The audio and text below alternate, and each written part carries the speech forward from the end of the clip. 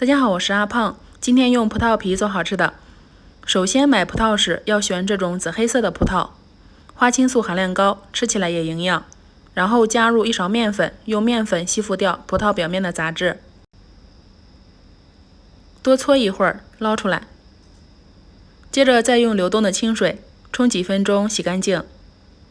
找一个小刀，在葡萄蒂处十字交叉画一下，这样就能够轻松挤出葡萄。挤出的葡萄皮不要扔，挤出的果肉我们直接吃掉就行了。然后把葡萄皮放到煮锅里面，向里面加入700毫升清水，再向里面加入100克白糖，开大火烧开。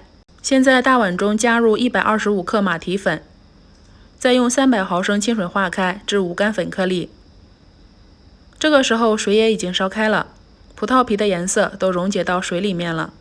用漏勺把它控水捞出，捞得干净一些。这个时候转成小火，接着再把化好的马蹄粉液缓缓地倒进来，用铲子不停地搅拌。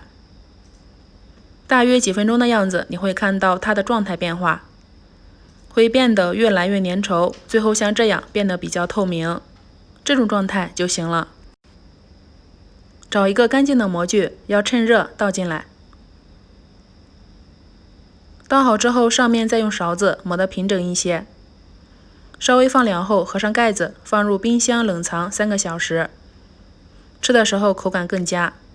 现在已经冷藏好了，我们把它取出来，直接倒在案板上，看一看，震颤震颤的，按压又非常的有弹性。吃的时候可以把它切成厚片，大约2厘米宽。切的时候刀子上抹上一层清水，就不会粘连了。吃不完再次放入保鲜盒内，盖上盖子，密封保存，放入冰箱2天不会坏。然后把它切成条，最后改刀切成丁。全部切好之后放入碗中，然后我们再搭配一些自己喜欢吃的水果。我这里加入了火龙果和芒果，最后再向里面加入1盒酸奶，用勺子搅一搅，搅拌均匀就可以享用了。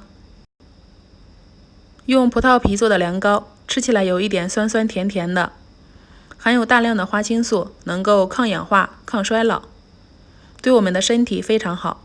所以在吃葡萄时，葡萄皮不要再扔掉了，不妨这样来试一试，非常的不错。我是阿胖，喜欢我的视频就关注我吧，谢谢。